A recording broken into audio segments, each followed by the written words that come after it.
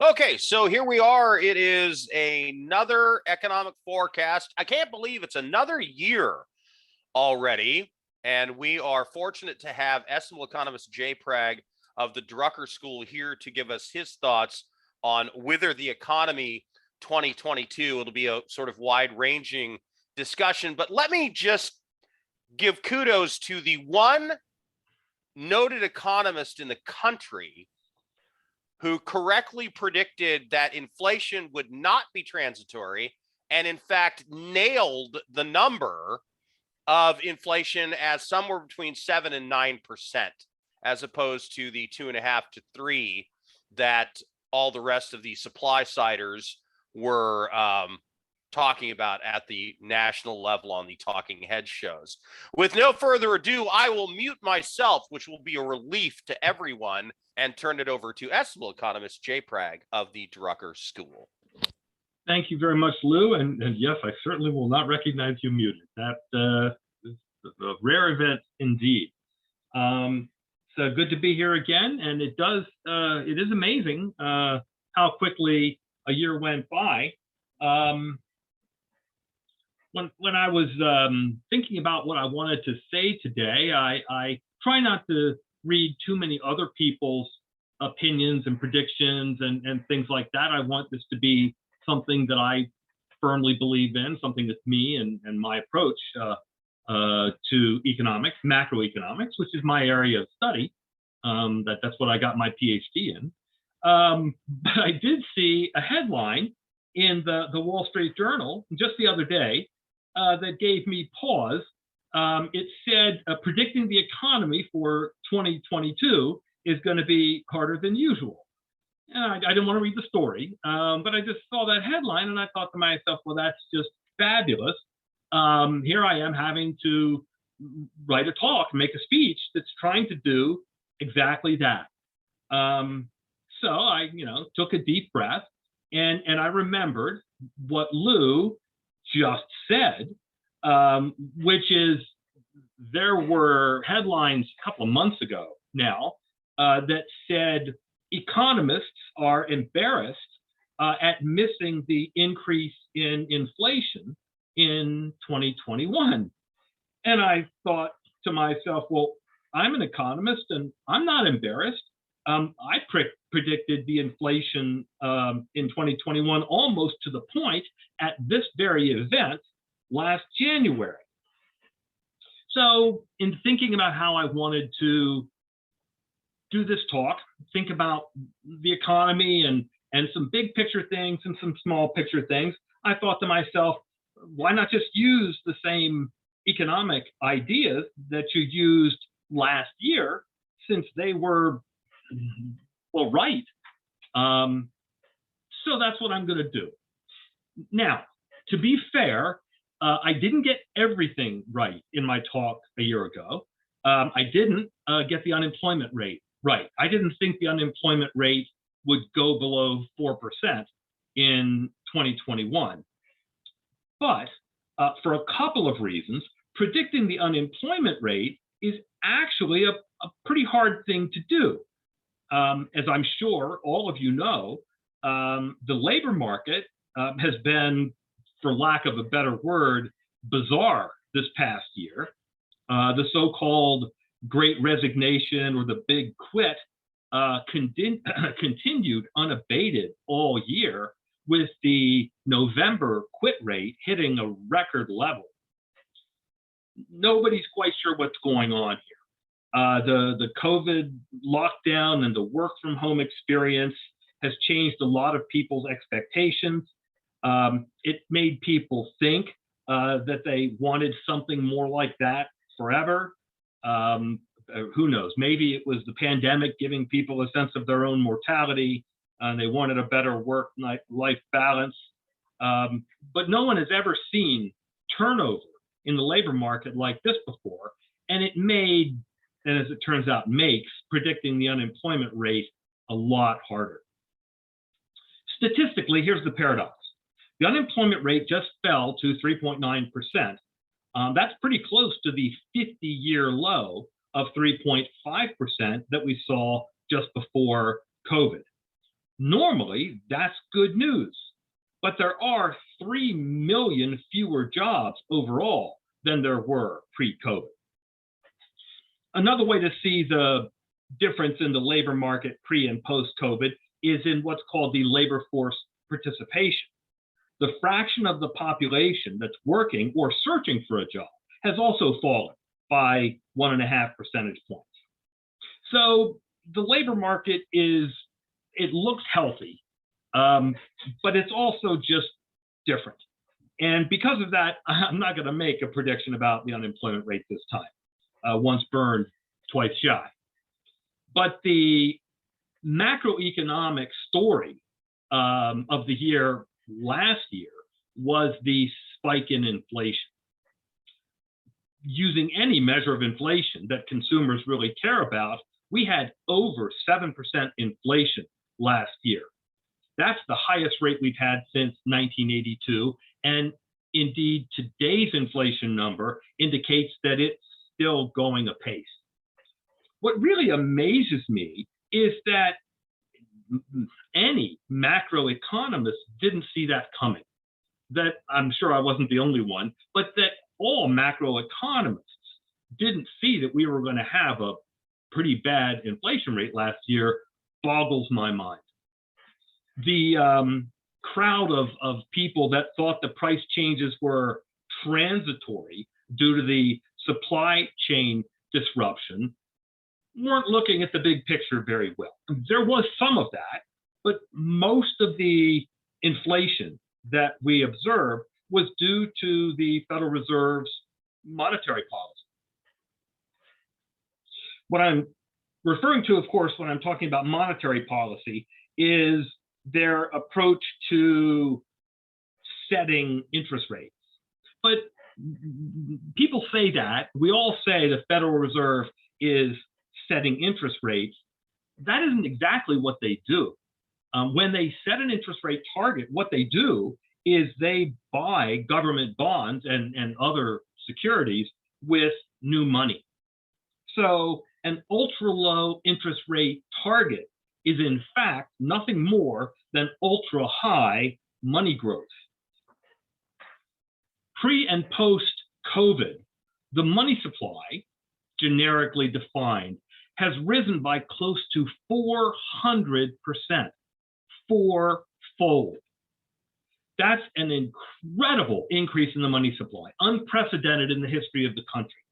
Now, people point out that some of that is because of changing in bank regulations and the fact that banks kept more deposits on hand and things like that. But even if the rate of growth is half of that, that's still an incredible increase in the money supply.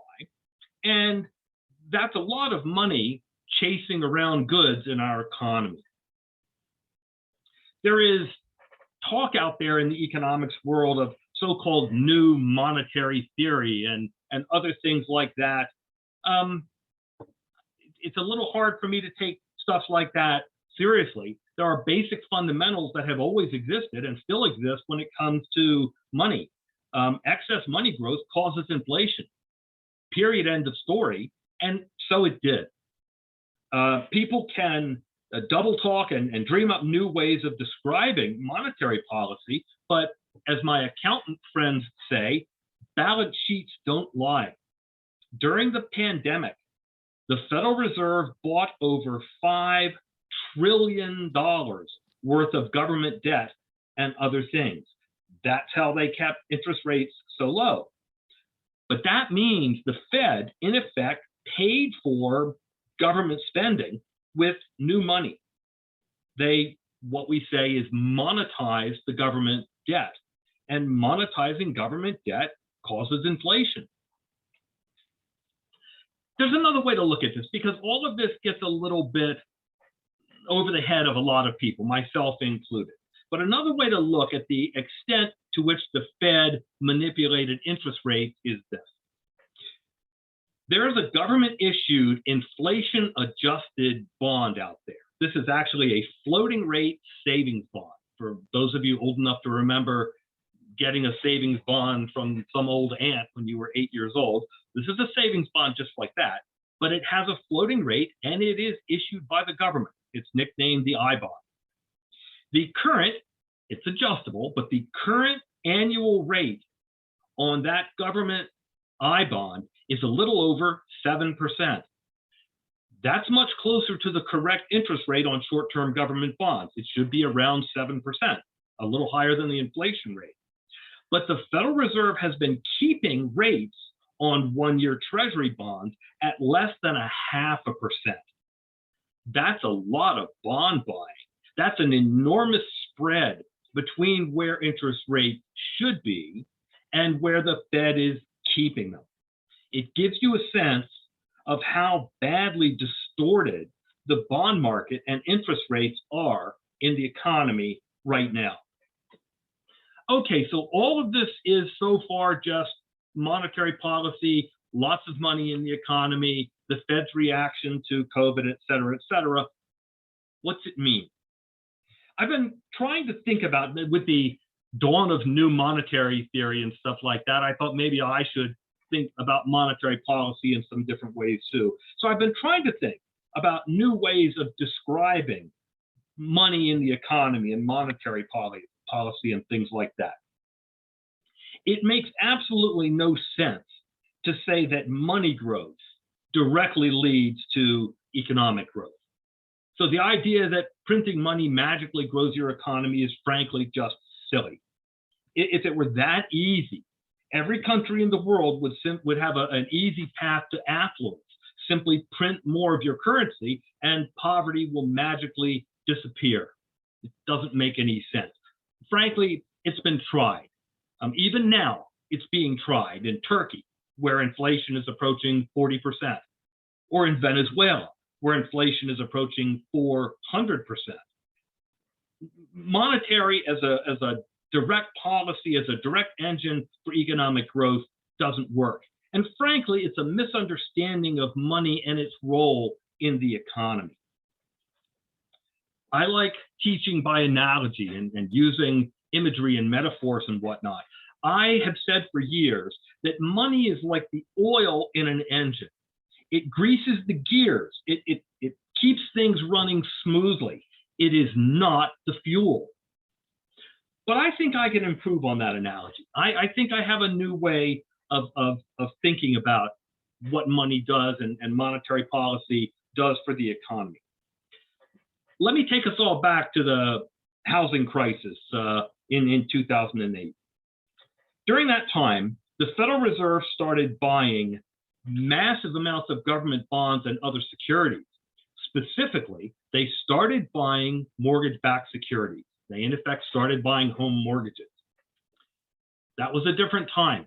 We had experienced the burst bubble in the housing market, and that burst bubble was dragging down, well, pretty much the entire banking sector and the rest of the economy with it. So, unusual times call for unusual policy. The Fed propped up the banking sector and held it up until it could recover. And eventually, took a little bit of time, it did recover. But suddenly, the Federal Reserve saw itself as a kind of a life preserver for financial markets, a sort of a stop-loss provider for long-term assets. Arguably, they had to try something during the housing crisis because most of the financial institutions that they were used to dealing with were crippled. But this changed the ethos, the approach that the Federal Reserve used going forward. Empowered by the success that the Fed had during the housing crisis, the Fed used that same approach, that same mentality, if you will, during COVID. It directly bought home mortgages and it scooped up an enormous number of long-term government bonds. So it, in effect, propped up the housing market and the bond and stock markets as well, using the same idea, life preserver approach, if you will, that they used during the housing crisis. But this life preserver approach isn't always right. I dare say it's almost never right. It was right that one time during the housing crisis. But the life preserver approach doesn't allow asset markets to adjust to changing realities like COVID. The life preserver approach creates artificial and unsustainable asset prices. It creates bubbles. To me, that's ironic. The Fed's new approach, their new mentality, the financial markets life preserver, came about because of a burst bubble in the housing market. But that policy approach applied this time has almost certainly caused a new bubble in the housing and stock markets. I'll tell you the best way, the most accurate way, the most sustainable way to think about the Federal Reserve and monetary policy, or monetary policy in any country. Think of money and monetary policy as kindling. For those of you that have started a fire in your fireplace or a campfire or anything like that, you start with little pieces of wood or other things to get the fire going, or to sometimes keep the fire going. That's called kindling. Monetary policy can help start a fire, or it can keep a fire going for a while, but it is not fuel. You can't keep your fireplace running all night with kindling.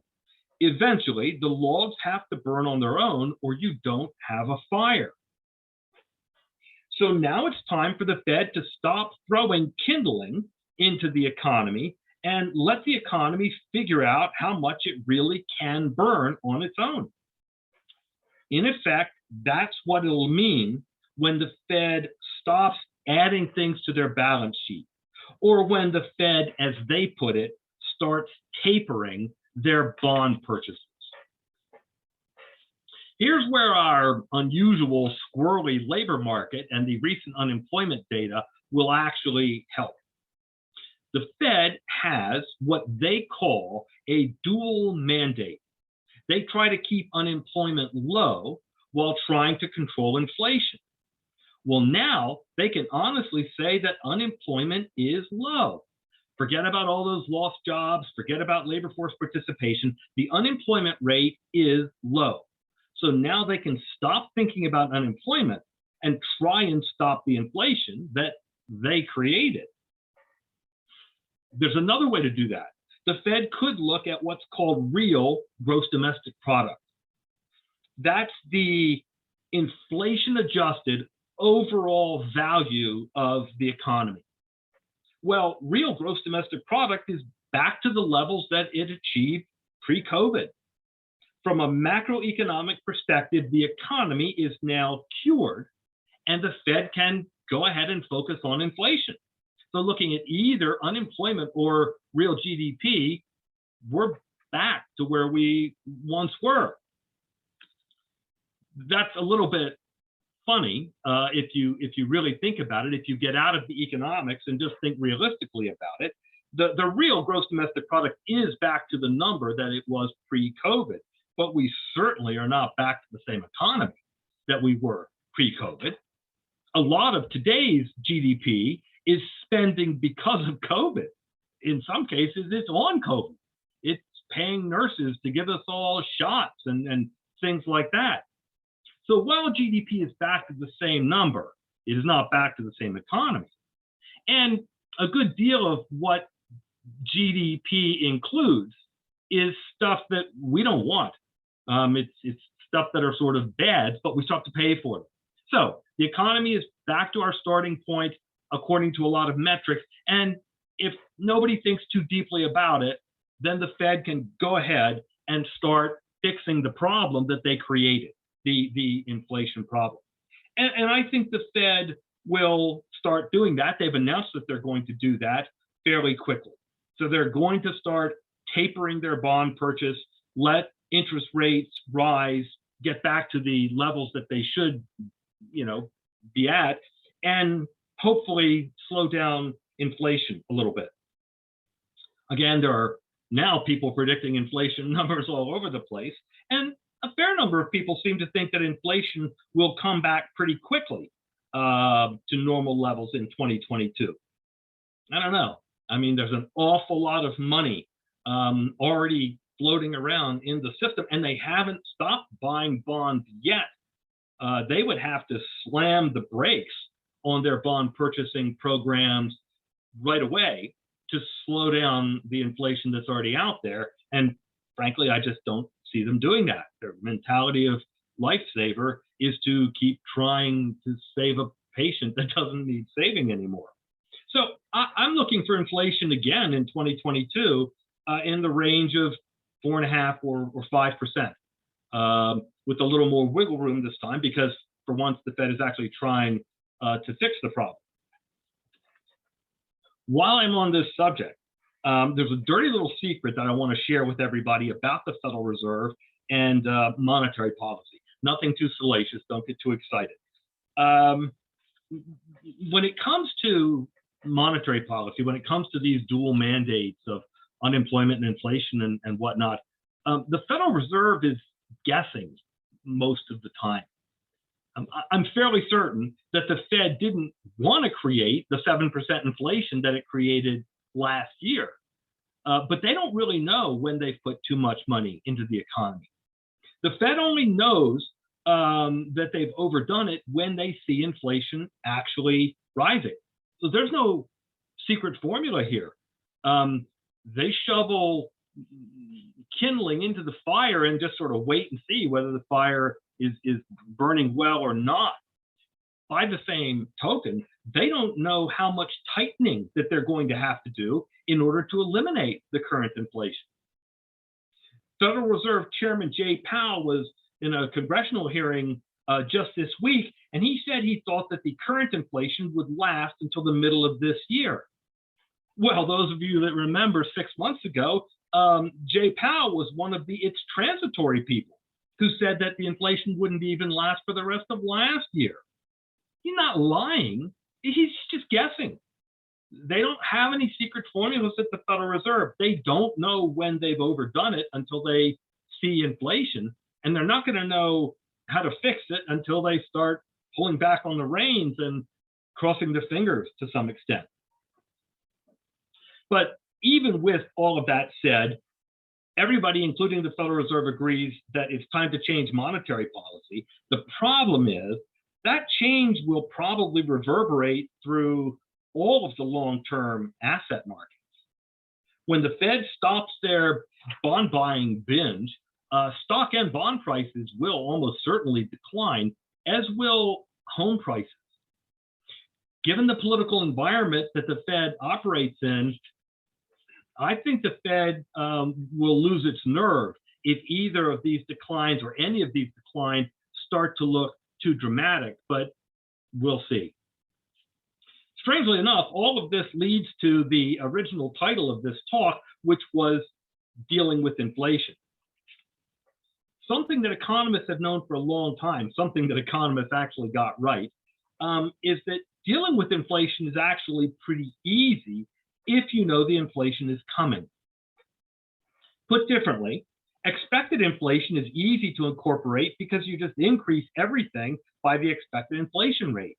Wages, interest rates, Social Security payment, everything just goes up by whatever the inflation rate is expected to be. There are countries that work exactly like that. The problem we have is trickier. We think, we hope, that the Fed is now focusing on inflation and trying to eliminate it. But we don't know when or how well they'll do that. So we don't know how much inflation we're going to see for the next year or so. And unexpected inflation, unpredictable inflation, can't be incorporated into everything. That problem actually gets a little bit worse. Prices are a critical part of our economy. Prices in general, the price of any individual good, tells us about value. It tells us what to produce more of. It tells us where to work, since one of those prices is wages. When prices are noisy, as in unexpected, unpredictable, unknown inflation, the economy simply doesn't work very well. So this bout of inflation that the Fed now is going to deal with isn't likely to be innocuous or painless going forward as they somewhat haphazardly try to eliminate it. I don't want to make an unemployment prediction again, once burned, twice shy, but I do want to make a prediction about the overall economy. But I am familiar, I remember the headline that I quoted right at the top of the talk, that it's hard to make predictions about the economy for this year. If I pull together everything I see, I'm actually tempted to say that we're going to see a short downturn in the economy, what most people would call a recession, beginning sometime this year. I hesitate to call that a recession, but let me explain why by shifting gears to some extent. The Fed purchased, as I mentioned, about $1 trillion worth of mortgage-backed securities during the COVID years. That's a $1 trillion artificial boost to home prices. The Fed was using their life preserver mentality, and they were creating artificial wealth. But it's artificial. That can't work forever. That's no different than trying to grow the economy by printing money. For people who think that's okay, for the Fed to be buying $1 trillion worth of mortgages and artificially raising home prices, would you be okay if they bought individual stocks? Would you be okay if the Federal Reserve stepped in and bought stock in GE or GM or my favorite company, Apple? That would artificially increase the price of those stocks. It would not represent any real increase in the value of those companies. Well, the same is true about the Fed's purchases of home mortgages. So as the Fed stops artificially creating wealth, which is what they have in effect been doing for the last little while with their monetary policy, we will likely see a slowing in the economy. But that's not really a recession. The Fed has created a bit of a bubble in the economy. They have been fueling our fire too much with kindling. And when they stop doing that, when they stop blowing on the bubble, the economy can return to a sustainable level, but probably a somewhat lower level. If that sounds a little scary, bear in mind that if they don't stop doing that, the bubble will continue to grow artificially, and it will certainly burst at some point the way it did in 2008, and nobody enjoyed that very much. Let me shift gears again and say a few words about our local economies, economies being the California economy and, of course, the Inland Empire. California's unemployment rate is much higher than the national level right now. The state's unemployment rate is at 6.9%. Remember, the national rate was at 3.9%. A lot of California's economy was, and still is, being hurt by COVID. Travel, tourism, hospitality, even the fast fleeing tech sector are all being negatively impacted in California by COVID and all of its variants. Like a lot of the economy, there have been massive transitions because of what we learned and what we did during the COVID experience. And these transitions are impacting California in some historic and interesting ways. For this reason, and for a lot of other reasons, California shrank for the first time in modern history last year. Now, many of the people in high office in California simply shrugged that off as unimportant, but anything that happens for the first time in history isn't unimportant. If I were into doing political cartoons, and I wouldn't be surprised if somebody had already done this one, I'd love to do one of the governor dressed up as the Roman Emperor Nero fiddling while Rome burned. I worry a little bit about California and the idea that we're not moving in the right direction during a time when the economy is all moving. This is tricky stuff and problematic stuff. And You know, remember the old cliche, the last one at the table pays the check. Here's the good news. The Inland Empire is actually doing pretty well.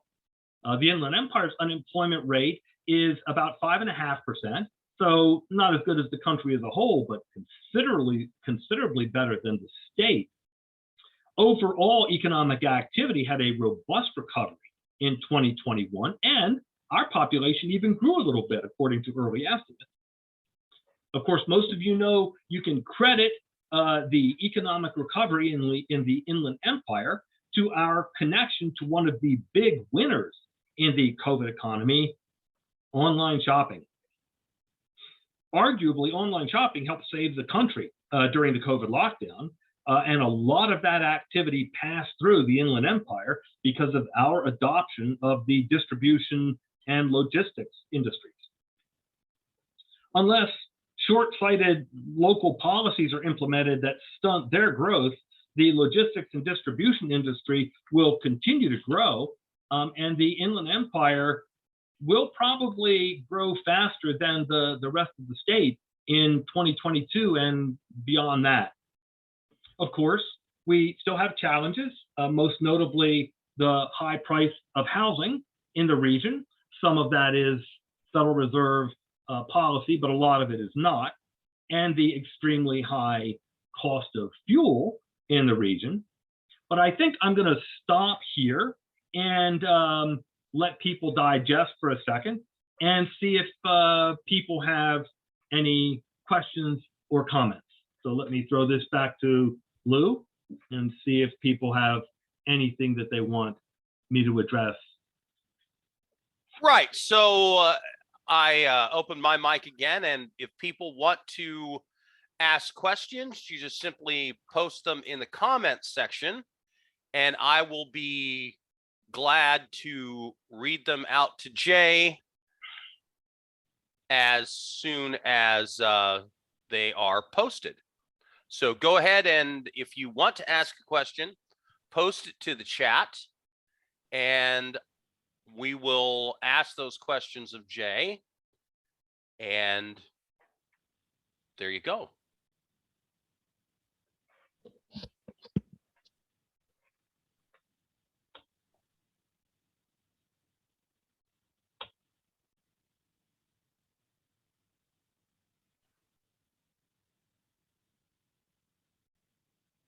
I'm not getting any questions. Are you sure anybody doesn't have any?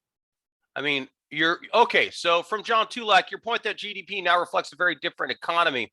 Is there a further way to measure its health or quality? John, was it? Yeah. That's a great question, John.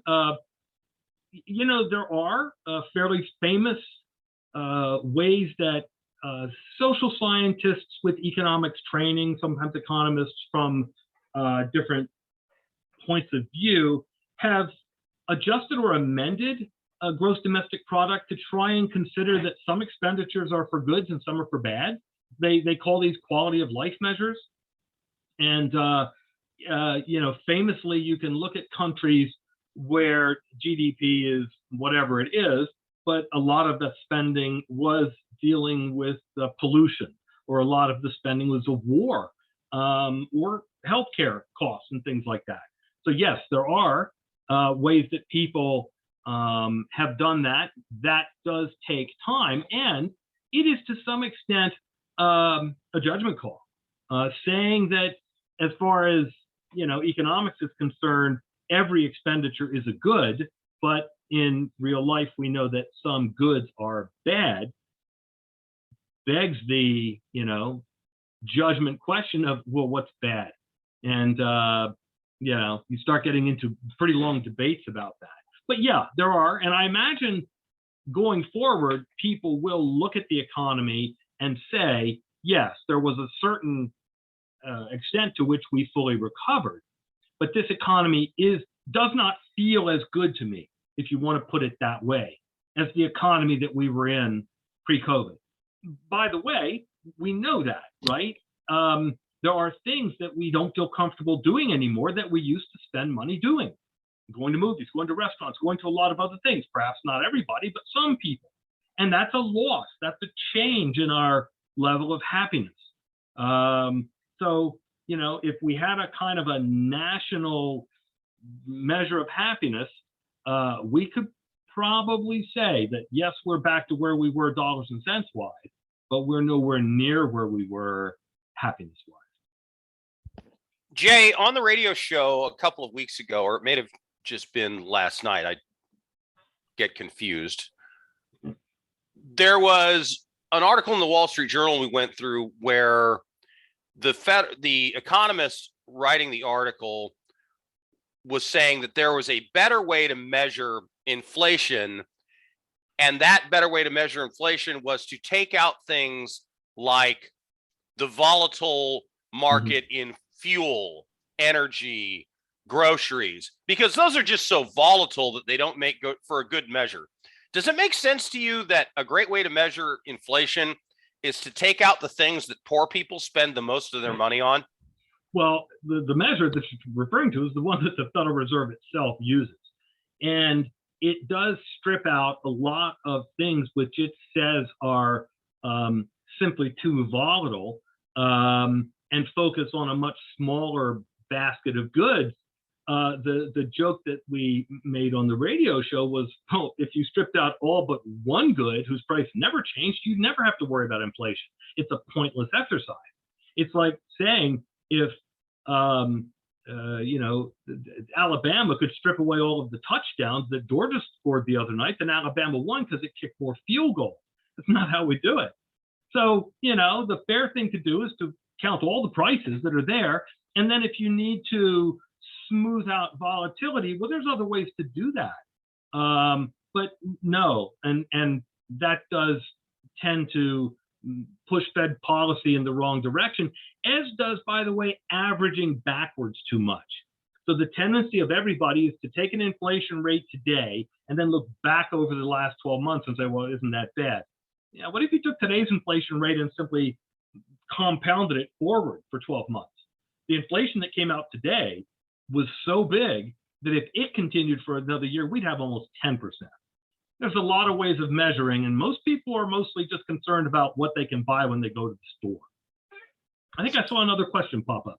Yeah, from Alan. What do you see happening to real estate values in the next few years as more people move and enter the workforce in different locations? And I think where he's going with this is there going to be an appreciation, for lack of a better word, in more rural areas that haven't seen as much of the real estate boom as the more urban areas? And is there going to be a reversal? Is it going to stay even? What do you see happening there? So there's two things that I see. This is, okay, fair disclaimer, don't anybody go out and invest based on this. But my crystal ball on this goes something along these lines. The Fed has been artificially propping up home prices nationally. They just thought that, hell, it worked one time, it might as well work. We might as well try it again. They have to stop doing that. So when the Fed stops pumping money into the mortgage industry, that's going to raise mortgage rates. It's going to change the dynamic a little bit. And I see a kind of a step down in overall real estate values nationally during this year. Just like a clip back down to reality. I was telling a story not long ago about how the house next door to me listed for about $1 million a year ago, and it's listing for $1.3 million right now. That doesn't make any sense.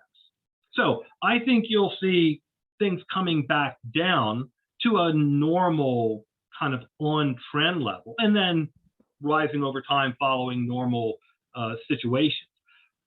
I think the urban-rural thing is a fascinating question, which by all accounts is going to be good for the rural real estate market for reasons that everybody knows sitting in front of your computer screen right now. I could be doing this webinar from somewhere in the middle of Washington State or something, right? Nobody knows where I am. You see my building in Claremont in the background, but that's not real. That's virtual. A lot of people can do work anywhere now. I could move back to my hometown on the eastern shore of Maryland and eat crab cakes every day and do most of my work from there. That new opportunity is going to let a lot of people, and a lot of high-end people, highly skilled people, move anywhere they've always wanted to live. And that will certainly help property values in places that are a little less, well, crime-ridden, crowded, et cetera, et cetera, et cetera. So yes, I do see the big trend with the things we all just learned and the innovations, moving people into parts of the country that are just a little bit more under control. And I think people feel like they've lost a bit of control in their life with the news events that have been going on, COVID and other things, and that a little bit of something that feels a little more manageable, a better place to raise my kids, et cetera, is in a lot of people's desires right now. And that's going to move people to rural parts of the country. I'm virtually certain of that. Just anecdotally, of course, you mentioned more rural parts of the country, and I happen to be in one of them. And I was doing a trip around the county because I had to go to several different fire departments around the county to drop off some information about an event that's happening tomorrow. And at one point, we were on a very rural road near a very small town called Winlock, Washington. And all of a sudden, out of nowhere, out of the trees, popped up an area of maybe 15 or 20 acres that had been clear cut. And there was a bunch of grading equipment and things on it, and a big sign that said subdivision coming. Mm-hmm. And so, I mean, you did not see that type of construction in this area until very recently. And this is a place that is, an hour from Portland, an hour and a half from Seattle, 35 minutes from the capital, Olympia, but feels very different than those places. So that's the type of place that you think will benefit from this. I do. I see that happening, yes. Okay, we had promised that we would keep this to 45 minutes to an hour. If anybody else has a question, post it now, or you're going to have to follow up with Jay on your own at some point.